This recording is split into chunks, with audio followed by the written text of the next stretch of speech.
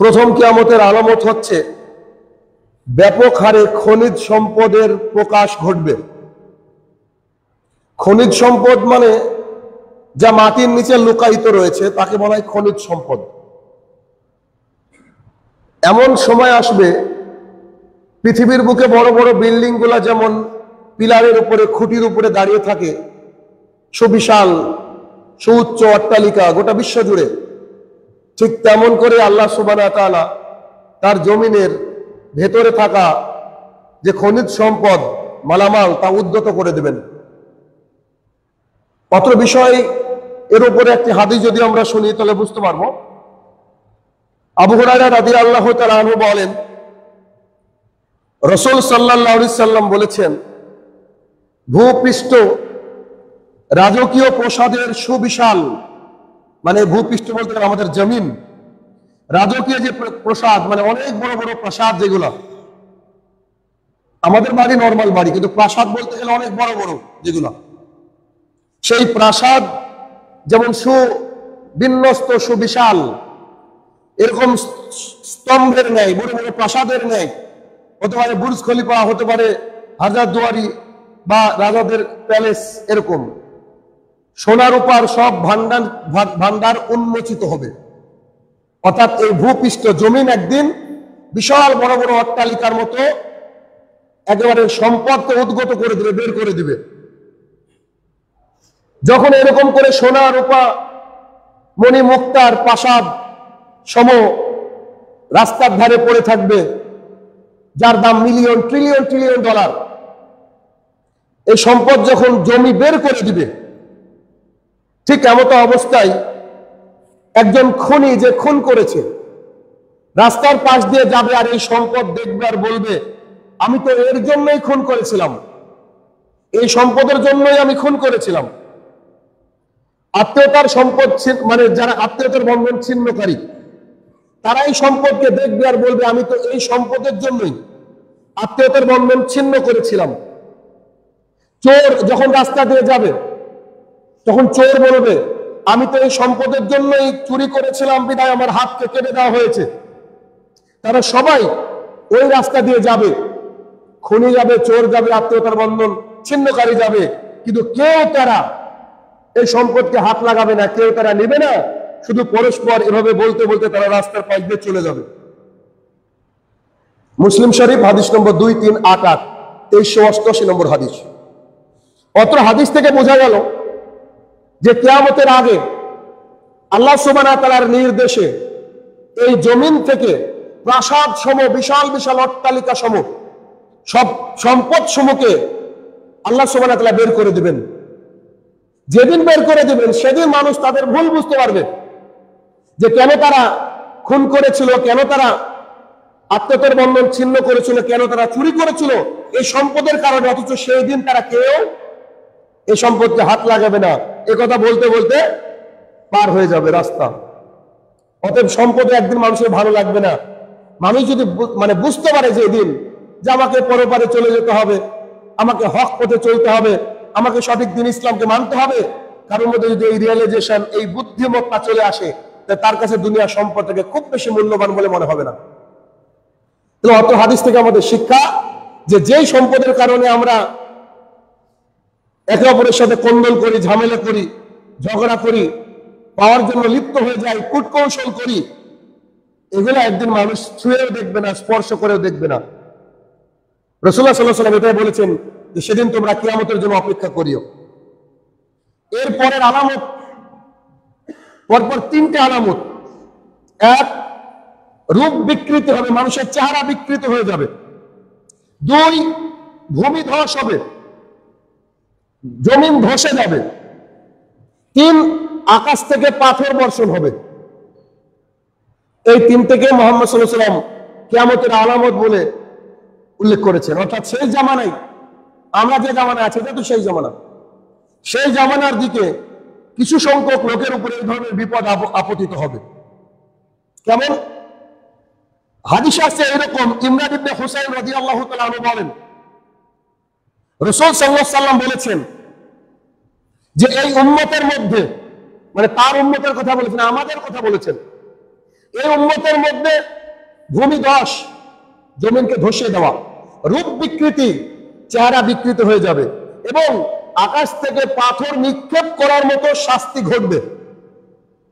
ভূমিধস, রূপ বিকৃতি আর আকাশ থেকে পাথর বর্ষণের মতো শাস্তি ঘটবে। একজন ব্যক্তি দাঁড়িয়ে বললেন, ইয়া রাসূলুল্লাহ সাল্লাল্লাহু আলাইহি সাল্লাম, হে আল্লাহর রাসূল সাল্লাল্লাহু আলাইহি সাল্লাম, এরকম শাস্তি কখন আসবে, কোন জমানায় আসবে, কখন এই ধরনের ঘটনা ঘটবে?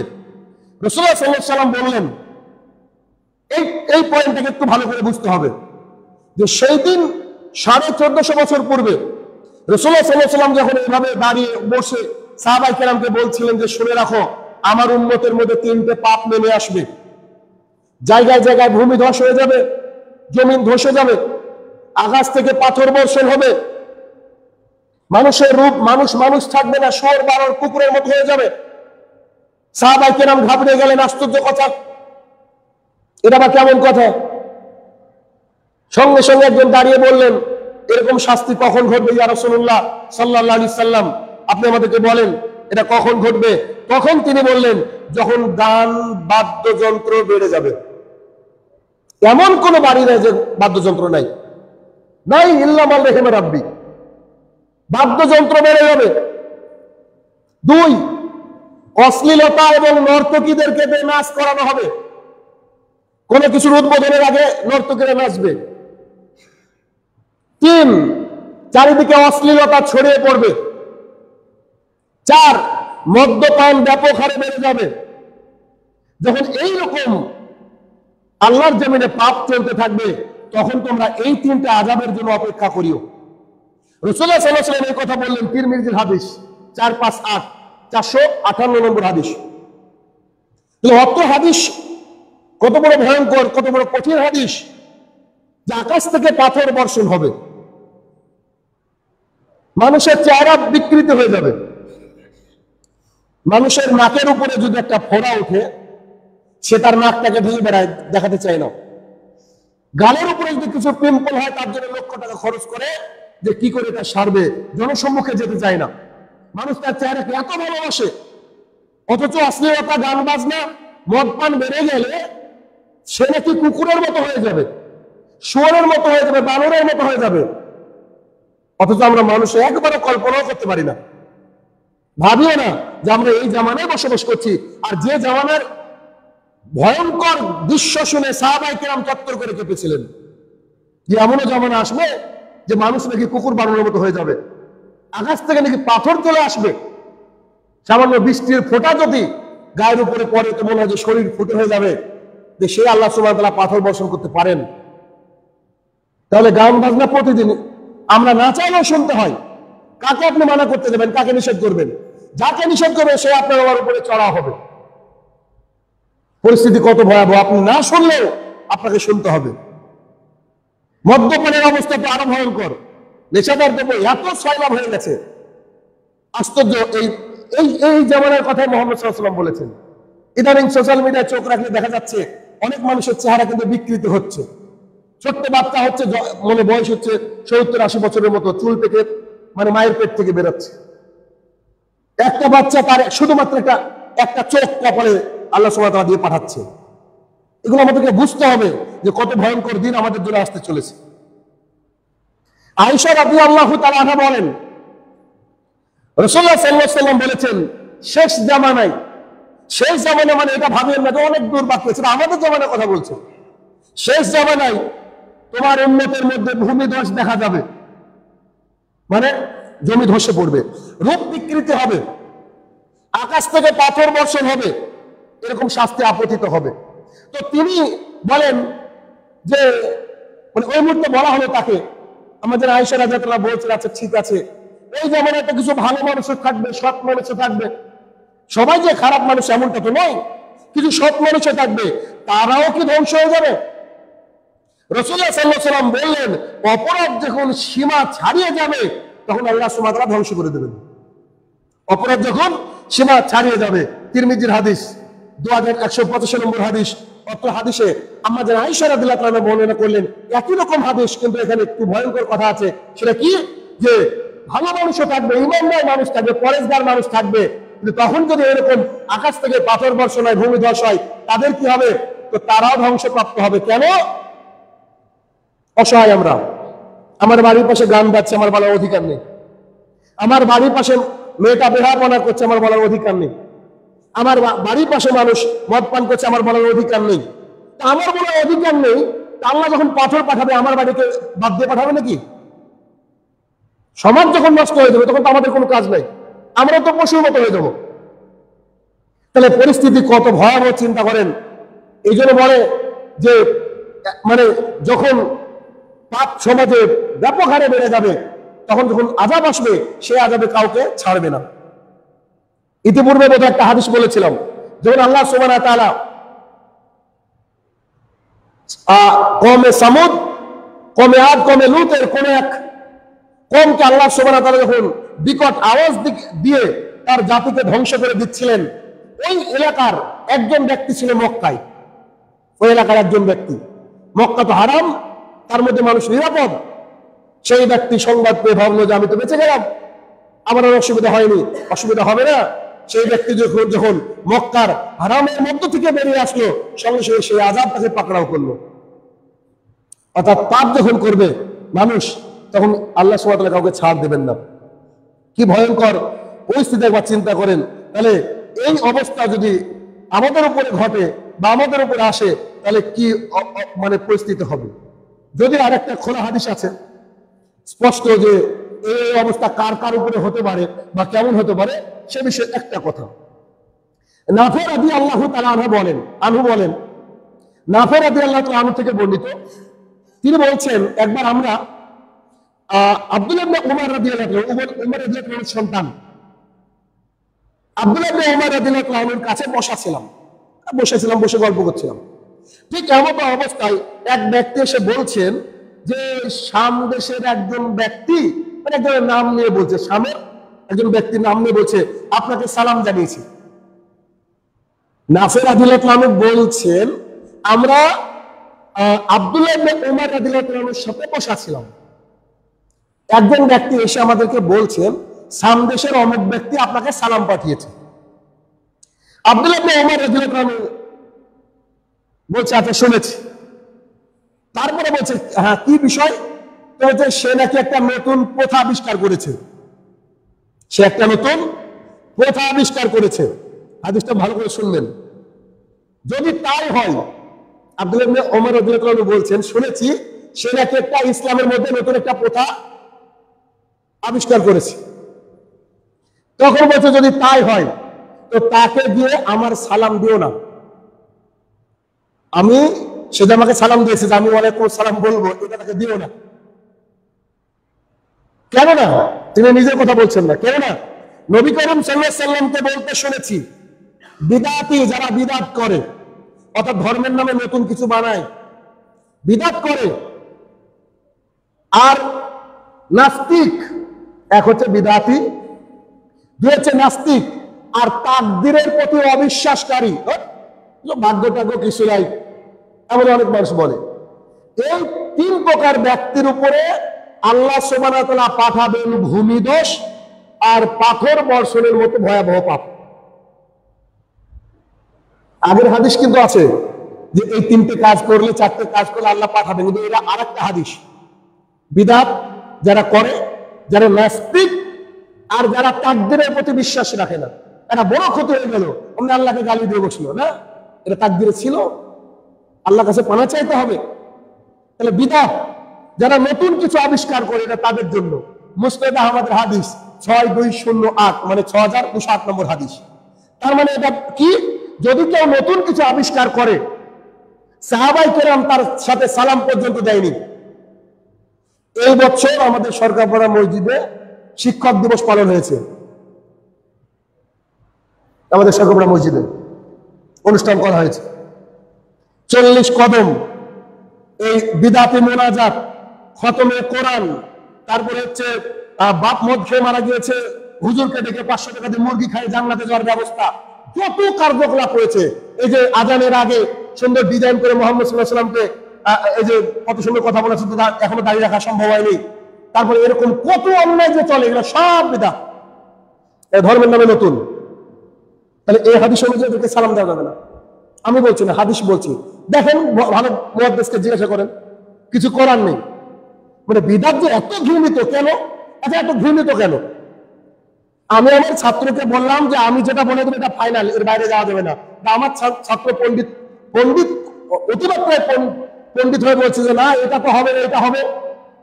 তার মানে আমি আমার সেই ছাত্রকে দেখতে পারবো না, এটাই স্বাভাবিক। এটা তো মাস্টার আর ছাত্রের উদাহরণ কেন? পৃথিবীর সবচেয়ে শ্রেষ্ঠ মানুষ, যাকে আল্লাহ শ্রেষ্ঠত্ব দিয়ে পাঠিয়েছেন, যাকে আল্লাহ ইলমের ভান্ডার করে পাঠিয়েছেন, যার কথার মধ্যে কোন রকমের মিথ্যাবাদিতা নেই, যিনি সবচেয়ে সত্যবাদী মানুষ, যিনি সমস্ত মানুষের মধ্যে শ্রেষ্ঠ, যিনি নবীদের সর্দার, যিনি প্রথম জান্নাতে প্রবেশ করবেন, যিনি প্রথম কথা বলবেন আল্লাহ সুবহানাহু ওয়া তাআলার সাথে, যিনার জন্যই আল্লাহ সুবহানাহু ওয়া তাআলা মানে নবুয়তের আখের শেষ করে দিয়েছেন, আর কিয়ামত পর্যন্ত কোনো বিধান আসবে না, যিনি শুধু মানুষ নয় জিনেরও নবী, সেই মুহাম্মদ সাল্লাল্লাহু আলাইহি ওয়াসাল্লাম যে কথা বলেছেন সেটার উপরে আপনি আমি যদি পাণ্ডিত্য জাহির করি, এটা কার সহ্য নেবে? এটা তো সহ্য নেওয়ার কথাই না। তো ধর্মের নামে কেউ যদি নতুন কোনো কিছু বানায়, এটার নাম হচ্ছে বিদআত। বলেন, আজ থেকে 15 বছর আগে সরকারপাড়া ঈদে মিলাদুন্নবী পালন হতো। কার বাবার ক্ষমতা আছে উল্লেখ করে বলুক যে রাস্তা রাস্তা জৈলুস বের করতো? জন্ম তো আমাদের এই গ্রামে।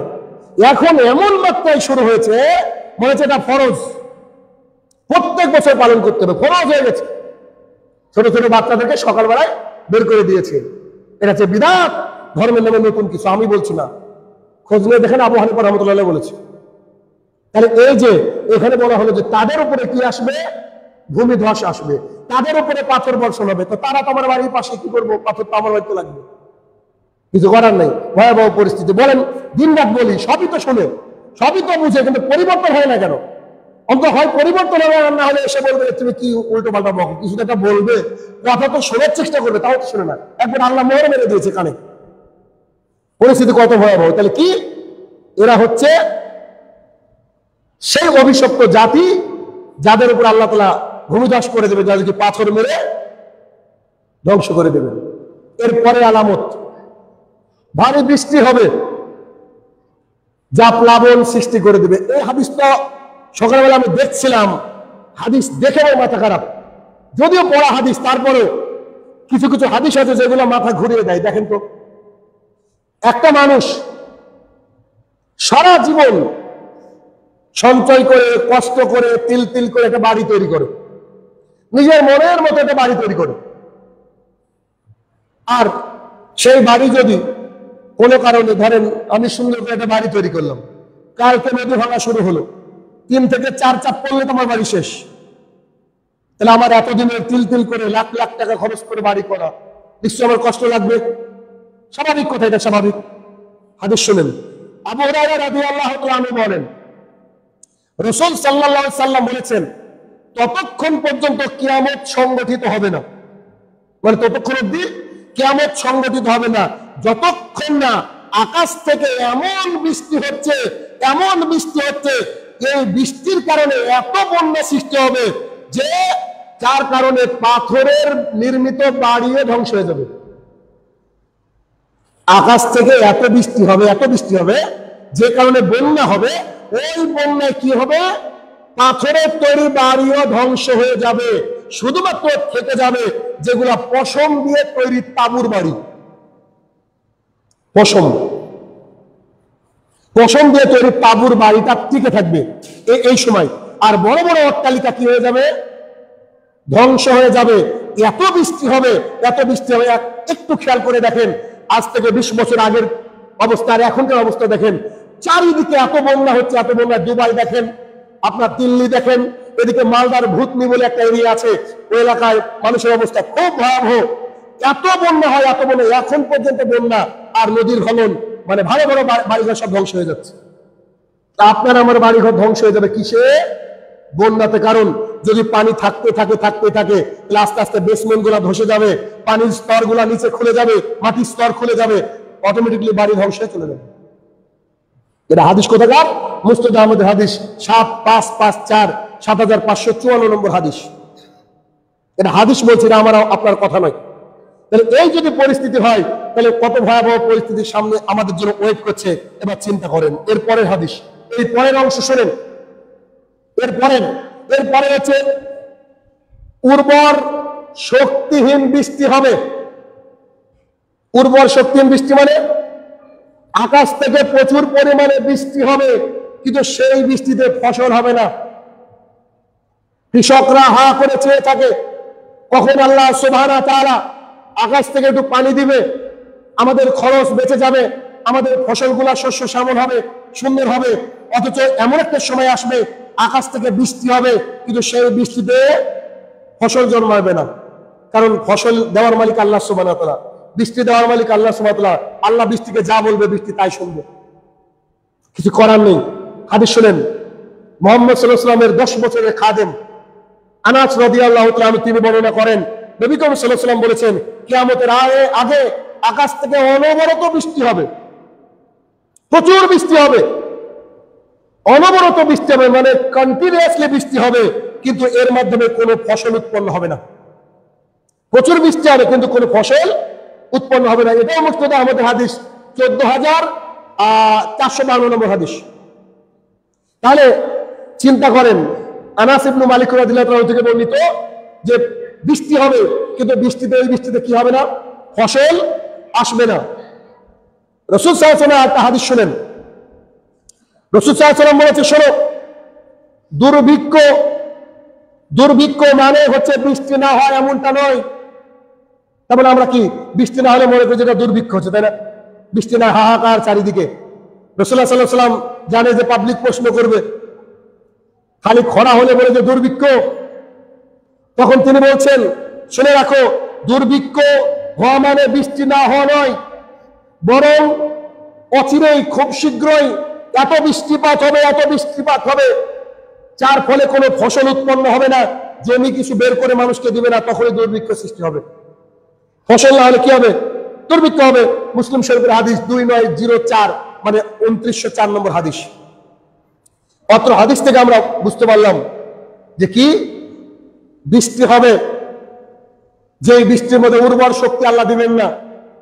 এই বৃষ্টি হওয়ার ফলে ফসল তার জমি তার ফসল উদ্গত করবে না, হয়তো এমনি গাছ হবে, তাতে ফলন বাড়বে না। পরিস্থিতি এমন ভয়াবহ হয়ে যাবে, এটা কিয়ামতের আগে। আল্লাহ সুবহানাহু ওয়া তাআলা এই ফিতনা দেখার পূর্বে আমাদেরকে ঈমানী হালাতে মৃত্যু দান করুক, আল্লাহুম্মা আমিন।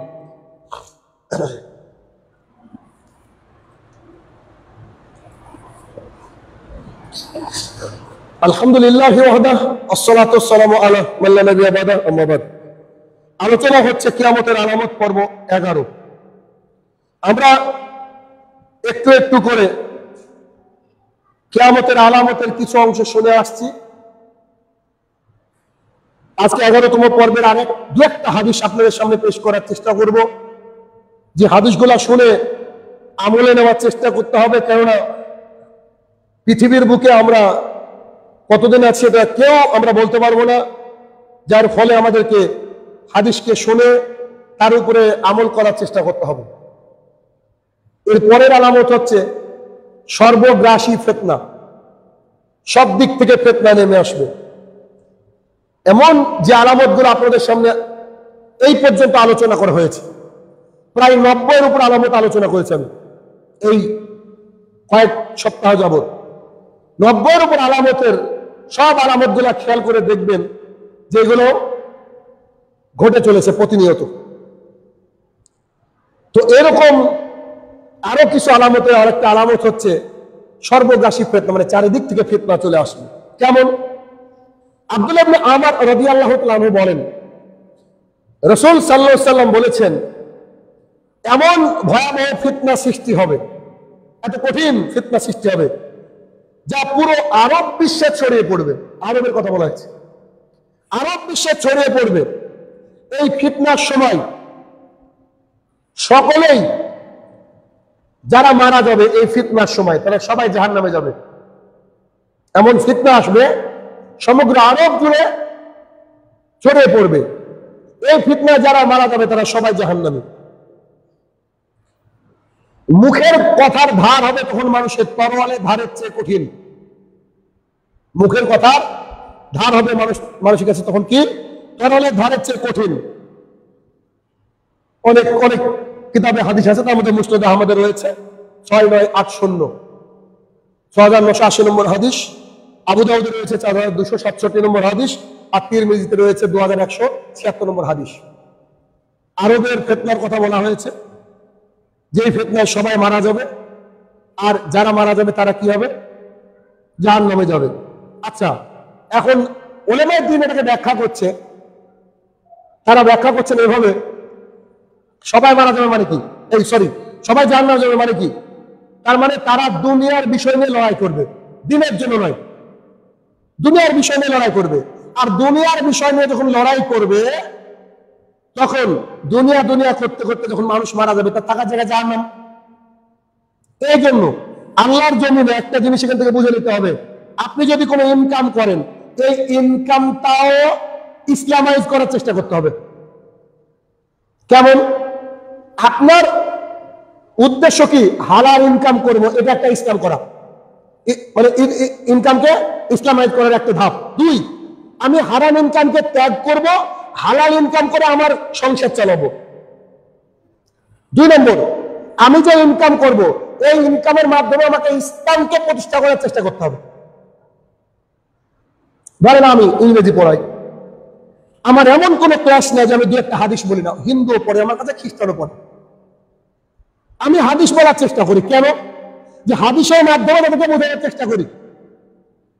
আমি ধরেন পড়াচ্ছি টেন্স একটা ছাত্রকে, আমি শুরুতে বলছি যে মানে খাব্বাব ইবনুল আরাত রাদিয়াল্লাহু তাআলা আনহু বলেন যে আমি মুহাম্মদ সাল্লাল্লাহু আলাইহি ওয়াসাল্লামকে খুঁজতে লাগলাম, খুঁজতে গিয়ে দেখছি তিনি কাবার ছায়াতে ঘুমিয়ে আছেন।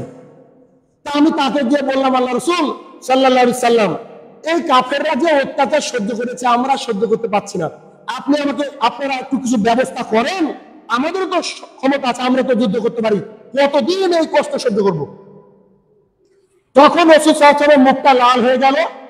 তো তিনি আমাদেরকে বললেন, তোমাদের পূর্বে এমন রাজা বাদশা ছিল যারা মানুষকে ধরে আনতো আর বলতো তুমি কি এক আল্লাহকে বিশ্বাস করো? তো তারা যদি বলতো হ্যাঁ করি, তো তাদেরকে লোহার চিরুনি দিয়ে তাদের দেহের গোশতগুলোকে তুলে নেওয়া হতো, আর তাদের হাড়গুলোকে খালি ছেড়ে দেওয়া হতো।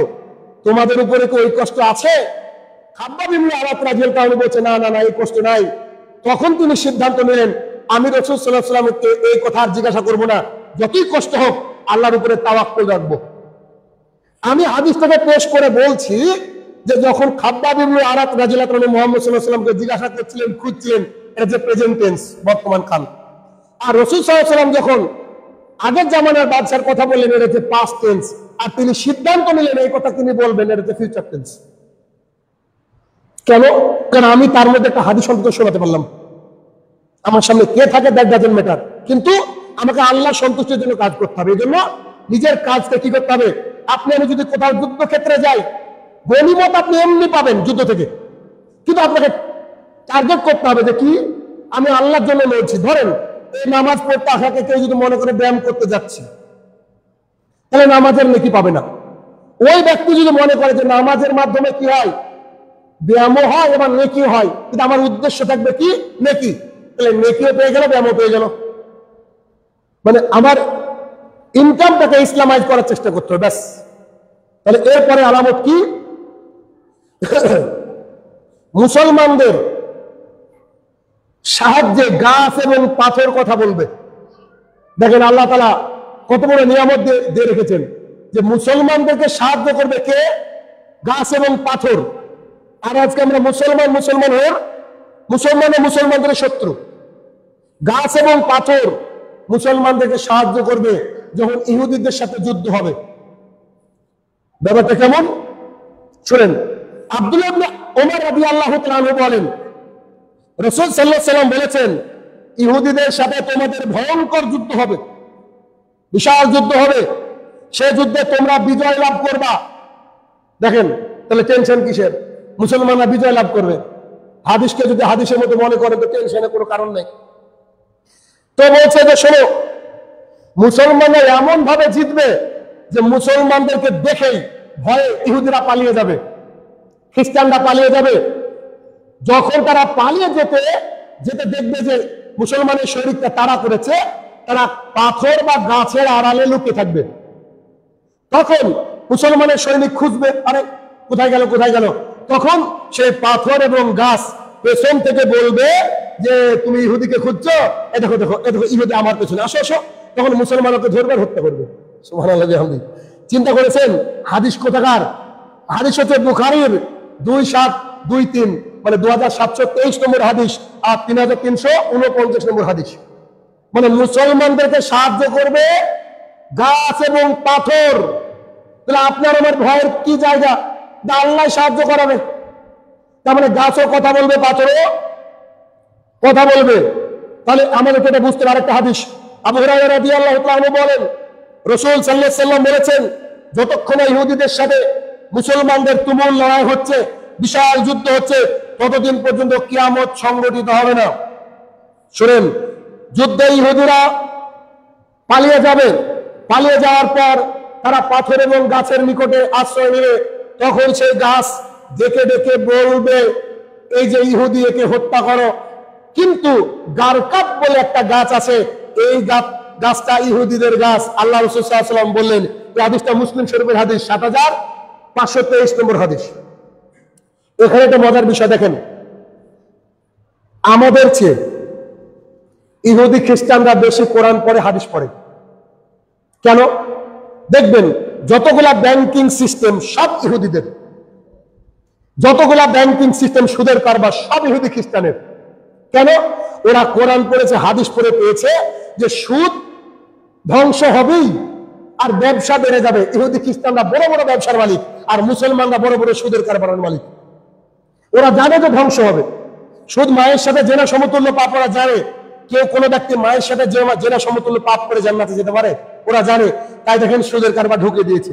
এবার এইখানে বলা হলো সব গাছ বলে দিবে, কিন্তু গারকাত গাছ বলে দিবে না। কেন? ওটা হচ্ছে ইহুদিদের গাছ। শুনলে তাজ্জব হয়ে যাবেন। আমেরিকা, দুবাই, যেখানে যেখানে পৃথিবীর যেখানে যেখানে ইহুদিরা আছে, ওরা প্রত্যেকটা এলাকায় এই গারকাত গাছ লাগায়। কথা বোঝেন না আমার শেষে এসে? তারা গারকাত গাছ লাগায় কেন? এর পেছনে কাহিনী কি? এর পেছনে কাহিনী হচ্ছে এরা কনফার্ম এই হাদিস ঘটবেই ঘটবে। সুবহানাল্লাহ। ওরা ভাবে, কিন্তু আমরা মুসলমানরা ভয় করি। ওরা 100% শিওর যে এই যুদ্ধ হবে। এটা কিন্তু এই যুদ্ধ কিন্তু এখনো হয়নি, এই যুদ্ধ এখনো আসেনি, হবে। ওরা 100% শিওর। আল্লাহ রাসূল যখন বলেছেন সাল্লাল্লাহু আলাইহি ওয়াসাল্লাম 100% এই যুদ্ধ ঘটবে, আমাদেরকে পালাতেও হবে। অন্তত পালিয়ে বাঁচার সময় অন্তত আমরা গাছ লাগাই কিছু, যাতে করে আমাদের গাছগুলা থাক, মানে গারকাত গাছ থাক, আমাদেরকে যেন না বলে দেয়। কিন্তু কাঁঠাল গাছ, আম গাছ, নিম গাছ, জাম গাছ থাকলে কি করবে? ওরা ধরে বলে দেবে, দেখো ইহুদি লোক আছে, মারো। চিন্তা করে, তাহলে ইহুদিরা এই গাছ এখন লাগায়, দেখবেন প্রত্যেক ইহুদি অঞ্চলে গারকাত পাবেন আপনি এই গাছটা। ওটা আছে আপনার লিচু গাছের মতো দেখতে অনেকটা, গারকাত গাছ। আমার কাছে ছবি আছে এখানে।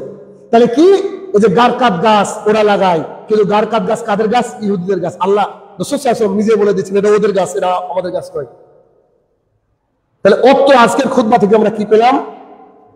টোটাল যদি সামারাইজ করি, তা আমরা এরকম পেলাম যে আমরা কিয়ামতের একেবারে দ্বার প্রান্তে পৌঁছে গিয়েছি। মনে হচ্ছে যেন কাল ঘটবে, মনে হচ্ছে যেন পরশু ঘটবে। তা আমরা যদি নিজেকে মনে করি যে মানে we have lot of time in our hand, আমাদের হাতে প্রচুর সময় আছে, চরম ভুল করছি আমরা, চরম ভুল করছি। আমাদেরকে মনে করতে হবে যে আগামী কালকে কিয়ামত, এখন প্রস্তুতি নিতে হবে, এখন নিতে হবে প্রস্তুতি। যদি আমরা এখন প্রস্তুতি নিতে পারি তাহলে খুতবা সার্থক। আর না হলে শুনলেন মানলেন না, ব্যাপারটা এমন হয়ে যাবে, ইহুদিদের মতো হয়ে যাবে। ইহুদিরা কি বলে? আল্লাহ তাআলা কোরআনে বলছে সামিয়ানা ওয়া আতাইনা, শুনলাম কিন্তু মানবো না। আর মুসলমানরা কি বলে? সামিয়ানা ওয়া আতাইনা, শুনলাম এবং মেনে নিলাম। তাহলে বুঝতে হবে বিষয়টা যে আমার প্রতিপালক, আমরা যত বিষয় এখন জানলাম, যতক্ষণ শুনলাম কিয়ামতের আলামত, এই বিষয়গুলো মেনে আমরা যা নিষেধ তা যেন দূরে থাকতে পারি, আর যা আদেশ তা যেন করতে পারি। আল্লাহ তুমি সেই তৌফিক আদা করো। আল্লাহুম্মা আমিন।